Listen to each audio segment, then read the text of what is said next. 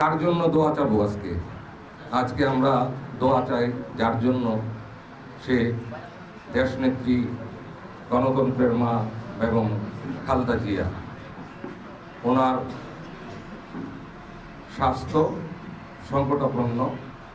উনি বাংলাদেশের একটা ইতিহাস, এবং যেটা জাকির ভাই বলেছেন, উনি আর এখন শুধু জাতীয়তাবাদী দল অথবা জাতীয়তাবাদী দল এবং বিএনপি সম্পদ না, উনি আসলে গণমানুষের সম্পদ, বাংলাদেশের সম্পদ।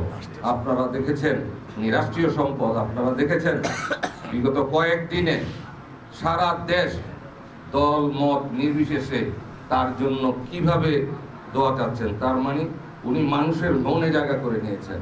উনি সারা জীবন এই দেশি মানুষের জন্য, বাংলাদেশিদের জন্য, আমাদের জন্য উনি অনেক ত্যাগ স্বীকার করেছেন।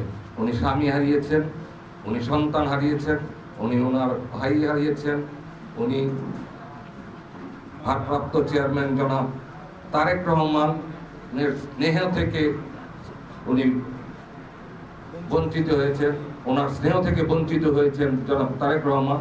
এবং উনি বহু সংকট সময়ও কোনো ধরনের আপোষ করেনি। আপনারা 111-এর কথা সব জানেন যে কি ধরনের চাপ ছিল, তারপরও উনি আমাদেরকে ছেড়ে যাননি, বাংলাদেশি জনগণের কাছ থেকে দূরে সরে যাননি। উনি যেতে চাইলে ওনার জন্য অনেক এক্সিট ছিল। তো ওনার উদ্দেশ্য একটাই, উনি আমাদের পাশে, জনগণের পাশে থাকতে চেয়েছেন। অনেক ত্যাগ আছে। সেই কারণে আমি আপনাদের কাছে রিকোয়েস্ট করব, অনুরোধ করব, আপনারা ওনার জন্য দোয়া করবেন।